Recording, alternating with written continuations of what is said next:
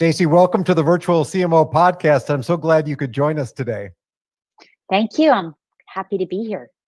Great. I always like to start out and ask the guests of the podcast a little bit about their background, and especially with you, how you got involved in customer experience design, because it's such a fascinating topic for me. It is. I have to be honest, I fell into it literally. I spent my career in sales and marketing. And when I was at my job at Verizon at the time, I was responsible for digital experiences, e-commerce channel and such. And my boss sent me, there was this thing, he says, CX, it's now important, VOC and CX. And I said, well, what is that? And he said, I don't know. We have to go figure it out. And so that's kind of the beginning of this momentum that continued, and it's changed a lot since 2013. There's so many more vendors and platforms and technologies to measure customer satisfaction. It's changed so much, but the fundamentals are still there and apply to every industry. Where I am now is Schindler Elevator Corporation. It's a Swiss-based company, thousands and thousands of employees in every country, and taking customer experience in a B2B space very seriously and using that as our brand differentiator. I look at the landscape today, and it seems like in some ways things have gotten dramatically better in terms of customer experience for us as consumers, us as people who work with other businesses. But at the same time, it has also gotten dramatically worse, especially in some areas. You mentioned Verizon before. We won't pick on any names, but what do you see when you look out there? Do you see things getting better and there's more of a recognition of the need around good customer experience design, or do you see things just falling apart? I would say overall, all brands considered, we have a long way to go. There are definitely ones that are doing it really well, doing CX right, as I call it. And there are companies that are definitely improving. So it's an evolution. It doesn't happen automatically. It doesn't happen overnight. It takes a very engaged, motivated workforce and a company culture. But I will say, just even my own example today, I called the bank and I'm sitting on hold for a ridiculous amount of time. When I finally reach somebody, they asked me the same information that I just inputted into the digital digits into the phone. And you think you're saving time to have to not have to repeat this. So then somebody answers the phone and you have to say it all over again. And I'm like, I just input this. Why are you even asking me? And then long story short, they have to transfer me to another department. And I have to repeat the whole thing again. So it's like 40 minutes. That's not, that's a high level of effort, and that's a customer dissatisfaction. Okay, we're going to get into it here. So, what you just mentioned, I'm sure everybody who's listening to this podcast can relate to. But, this isn't new technology. I think, these voice response units were available 60s and 70s. I think some of that stuff started to come online. It's not like this is new technology. And they've been so widely deployed, but they are so universally hated because I think most consumers know that 9 times out of 10, if they put that information in, it doesn't really do you any good later on in the call. Why are businesses so slow to learn this, or do you think they simply don't want to learn it? Because they're too inside focused.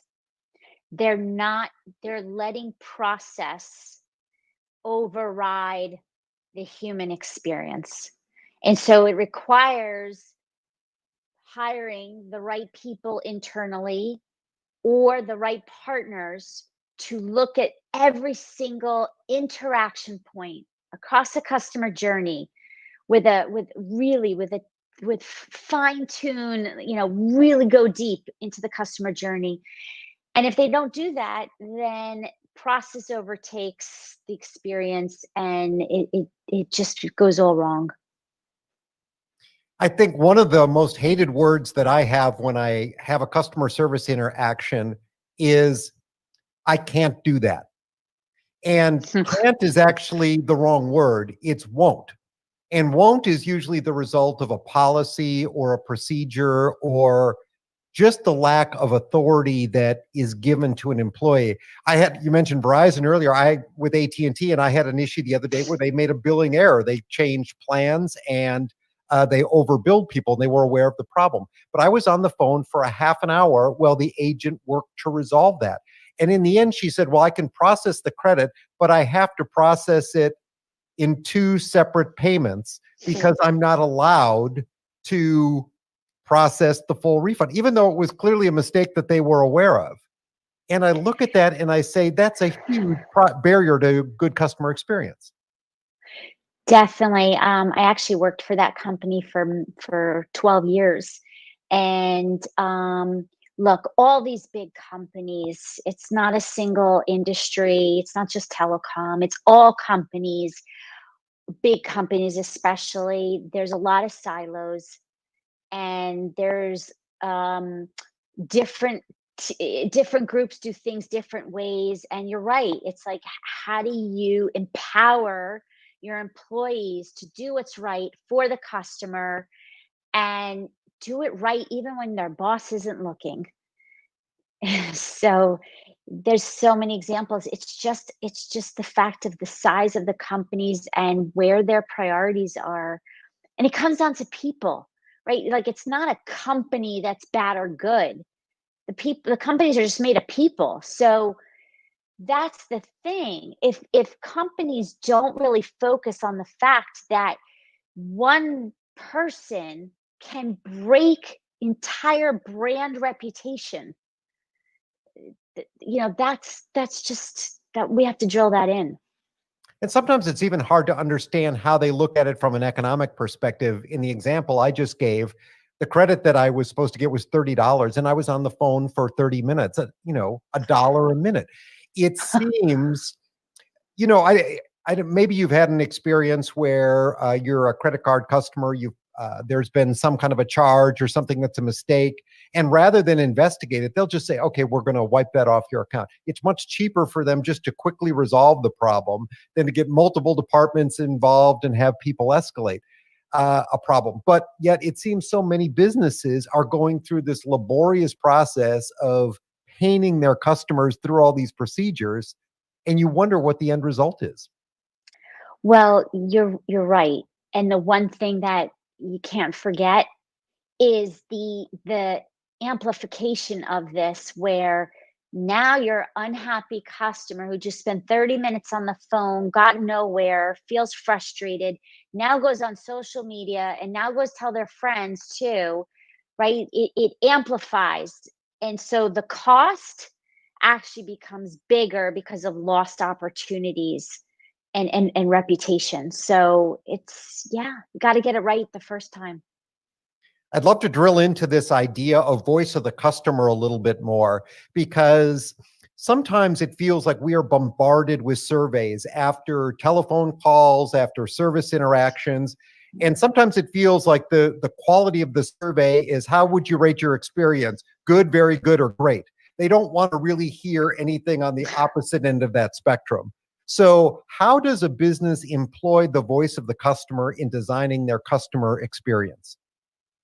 So I would say a lot of companies, majority now, are getting customer feedback after they've launched something, a new service, a new product, where companies are falling short.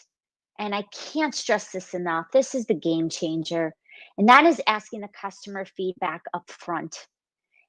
In before you invest in a new technology, a new product, a new solution, is getting the customer, bring them to the table, and it's an agile process. And that's where that's the missed opportunity. Both the customer at the table and also the employee, and marrying that information to make your business decisions. Oh, and by the way, I say this a lot, and I'm going to say it again. You cannot replace the customer's views with the employee. You can't save time and say, we don't have time to get the customer feedback. We're just going to use the employees. You can't do that. You have to marry both, and that's where the magic happens. So how do you avoid this problem then? I think it's the Henry Ford quote, right? If we had asked customers what they wanted, they would have said a faster horse, not a car. So how do you sort of get that feedback before you launch a product or a service when people may not really know what they want? Yes, I do this all the time. You start with even just concept validation. What do you think? Imagine if, right? Imagine if we had this solution. What's the appeal? Does it interest you? Here's all the value props, right? What's your willingness to pay for this value? So you do concept validation. Then you do prototype testing. You define a journey map and you validate the experience that you designed. Is it what the customer actually wants and expects? So it's not that you don't do this after you launch, because you're constantly optimizing, but it's all the above.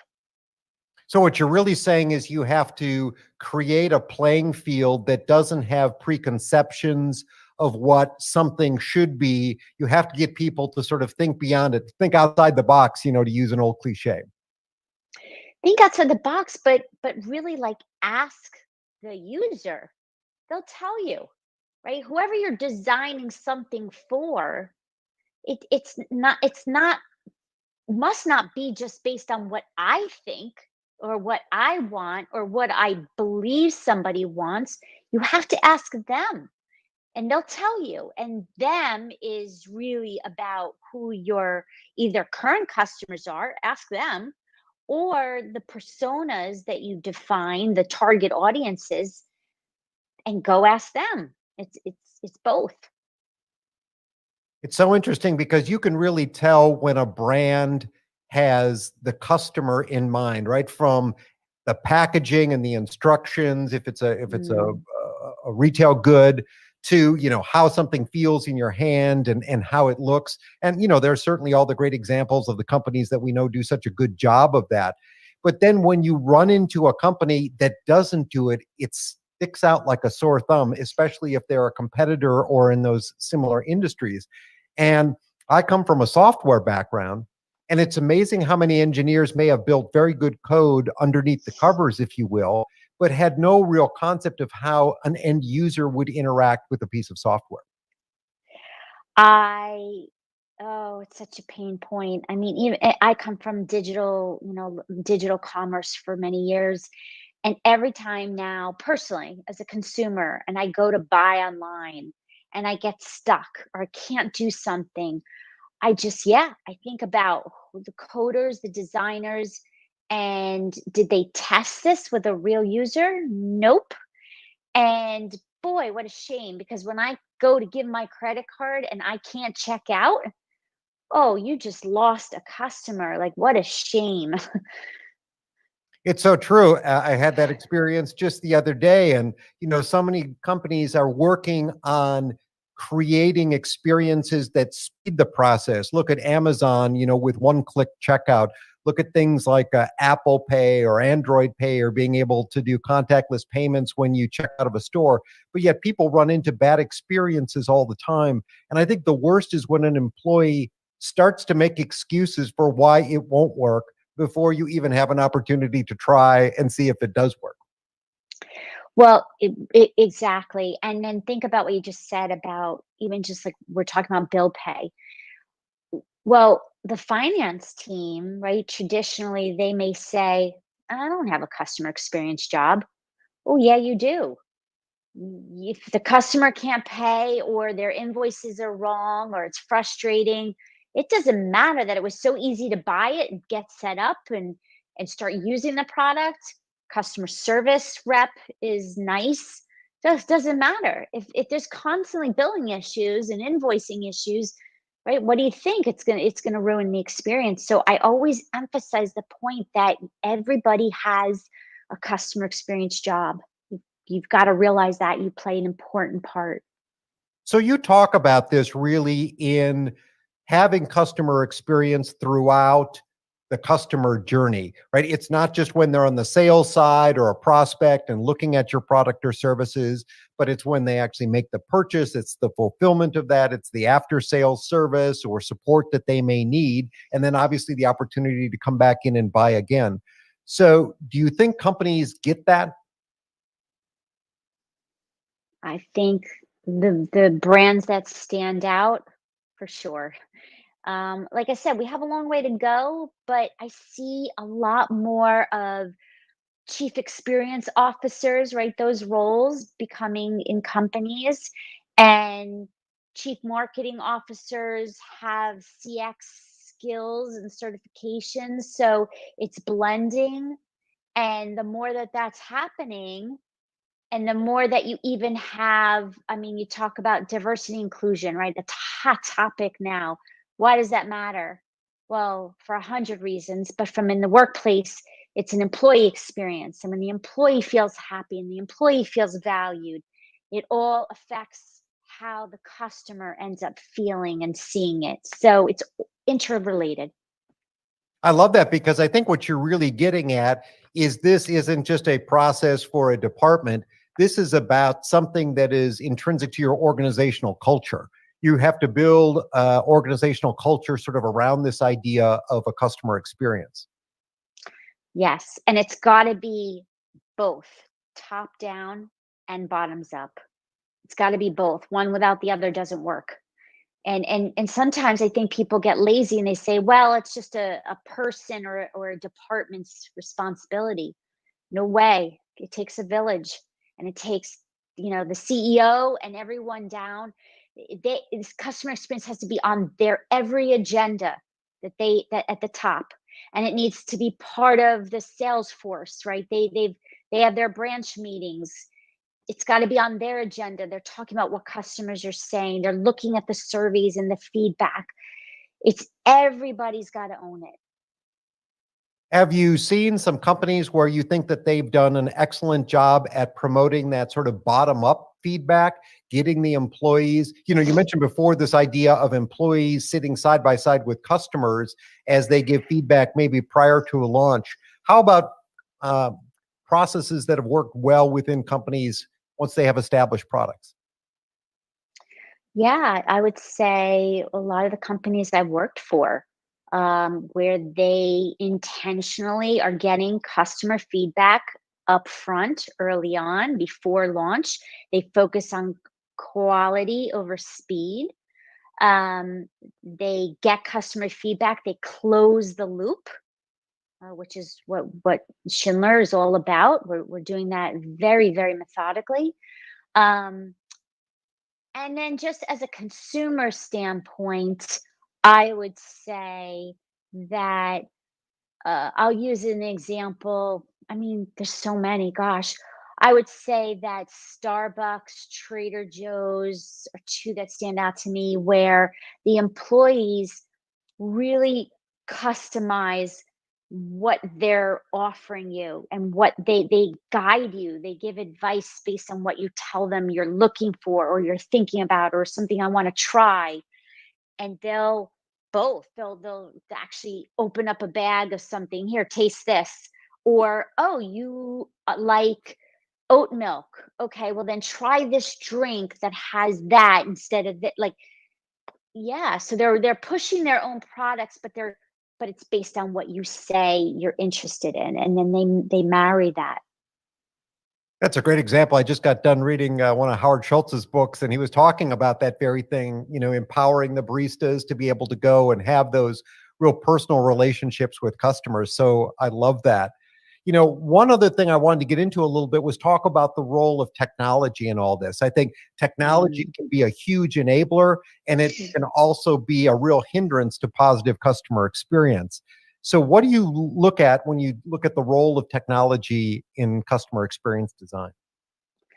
I agree, it is huge in the way that technology can enhance the customer experience, but it cannot replace the human element. So it's got to be a mix. So for example, if communication is the number one, I'll call it, opportunity for a lot of companies to improve the communication with the customer, improve the communication internally. So with a customer, if sometimes, if you, for example, go to a doctor's office, they'll send you a notification, right? They'll send you a text about your appointment. Or actually, even better is like a delivery package, right? It's coming. They'll send you a text. They tell you the communication, the package is on its way. It's arrived, right? So technology is really helpful to keep the customer informed.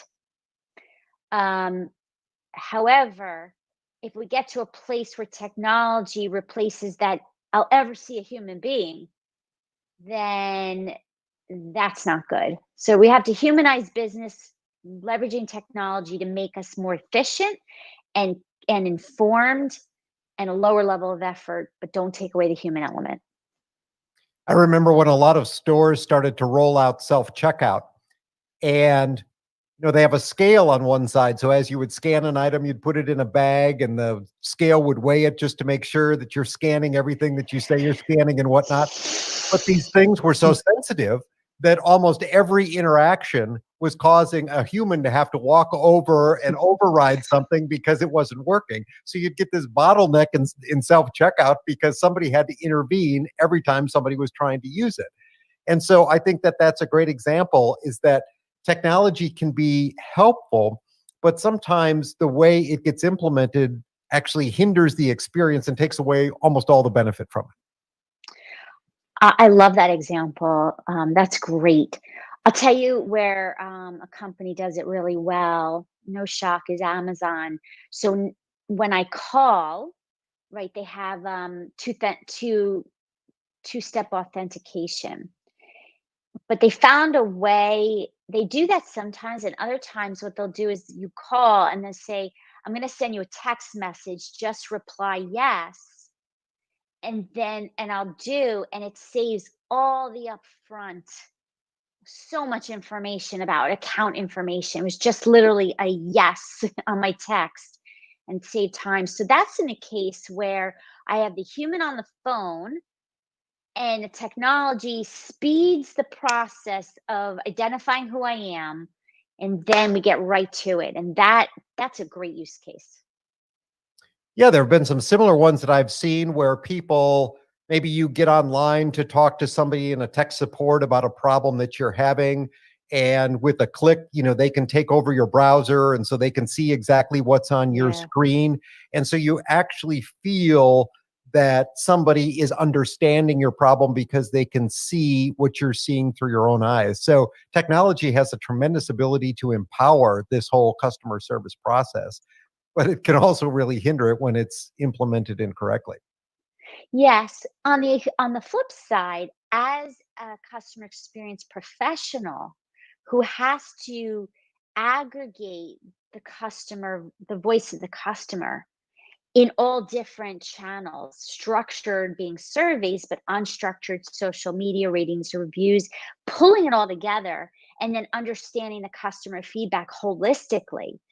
Technology is tremendous to be able to actually do that quickly, be able to prioritize the feedback, get into the hands of the right people who can influence better experiences.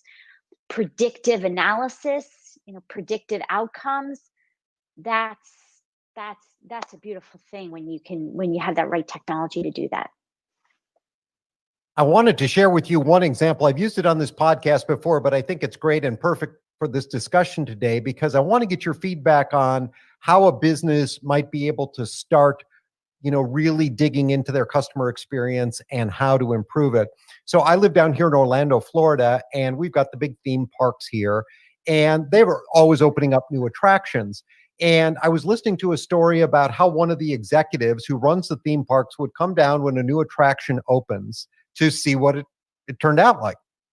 But they would never sort of do the VIP thing where they come in, they close down the ride, they take the executive to the front, they give them a special treatment, an experience. What they would do, they would buy a ticket, they would book a hotel room with their family, they would come down, they would wait in line like everybody else, they would experience the pre-show, the queue, the ride, the after ride, all of that just as a customer would, because that's the true experience, not the VIP treatment where you avoid all the hassle that everybody else has to experience. So I thought that was a great example of putting yourself in the shoes of a customer. How do you recommend businesses start if they're saying, I know I've got some problems, I want to look at my customer experience? Yeah, I love that example a lot, and we do that tremendously where I work. Where I mean, the technicians, the mechanics, they're the front line when things go wrong or something's broken, right? So there's a repair needed. The front line that the technicians have to go out and make a difference, and so people are encouraged, no matter what role they have, go out, ride along, go visit, step in the technician's shoes and understand what's it like in their role. And certainly the safety matters and all that they're doing. So yes, everybody at all different levels are encouraged to go walk in the employee's shoes and and then the customer shoes as well. I love your example, and you're right. It does no good to have the VIP treatment because that's not representative of what you or I would experience, and so that you need more. You need all companies doing that.